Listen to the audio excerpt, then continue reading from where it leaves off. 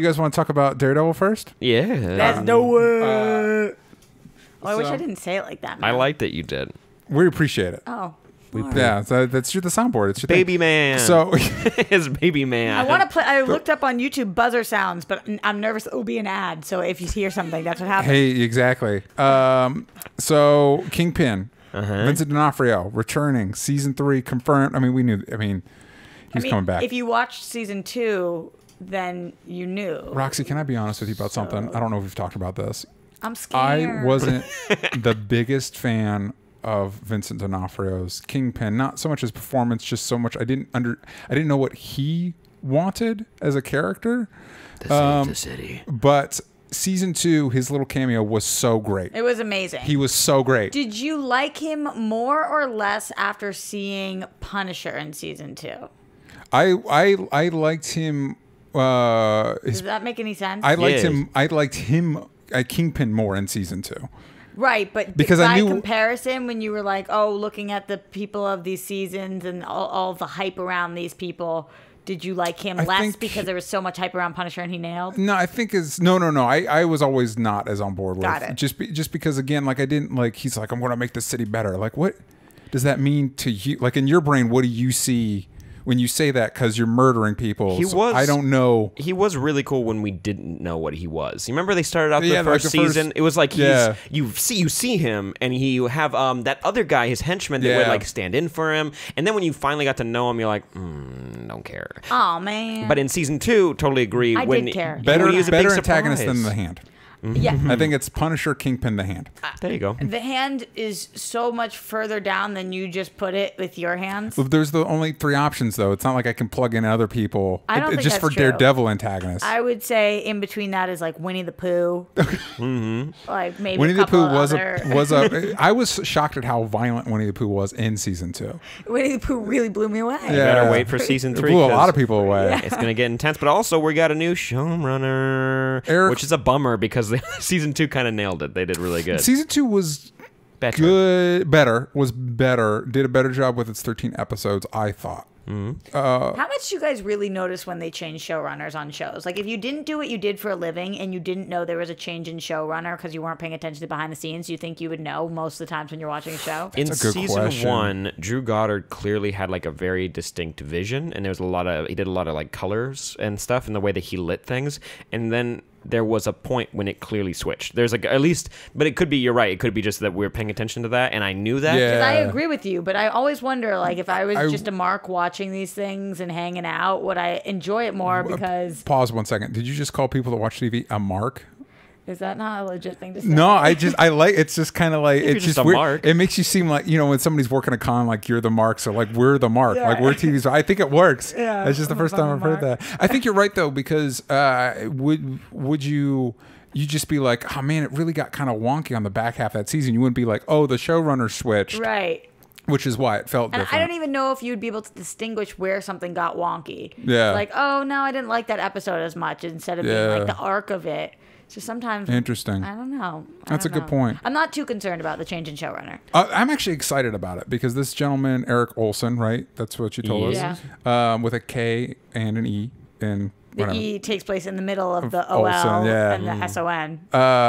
Yep. He previously worked on Man in the High Castle, which I have not watched, but I've heard is incredible. I haven't watched that. It's actually not on my rep either. Interesting. None of us watched, so let us know in the comments if you've seen it. I heard good things, though. And he worked on Arrow for a long time, and I feel like... Did you watch that show? I do watch that show religiously. And I feel like somebody, especially now that we're in full-on, there's a dead dragon beneath New York, and there's somebody that can kind of embrace some of the more superhero-y aspect. I think somebody with experience in Arrow could do Daredevil justice. That dragon's gone. They blew up a whole building. Remember that? And they just sunk it right in there. And because that's not a big deal. That's not a big deal at all. Daredevil did that. No one gave 2 shits, huh?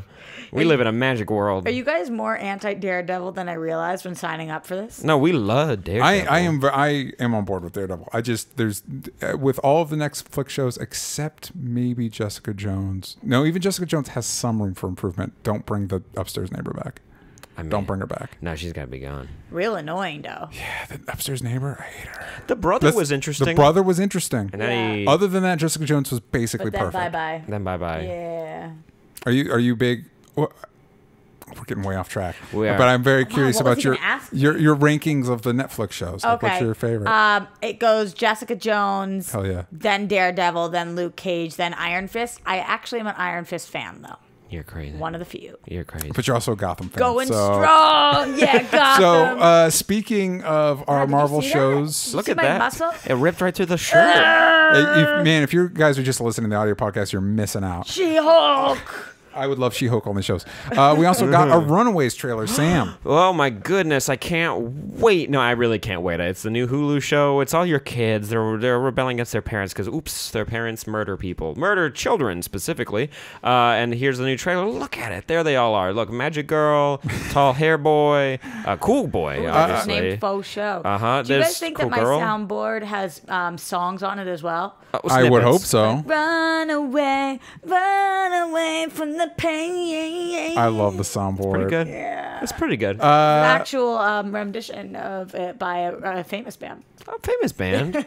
That's impressive. A whole famous band. Well, no, okay. What do you guys think? The only takeaway I had from this, because it's basically the same trailer as the first one that came out. You get some more cool stuff like powers and stuff like the that. powers were the only thing that really got me. You get a little hint of Shoelace, which was cool. The dinosaur. And you get it's not Shoelace. Olace. Because I Olace. always wanted it to be called Shoelace. Okay. I'm down with that. And then girl with who's purple. Not purple hair, purple with Not the purple skin. girl. Yeah. Purple skin.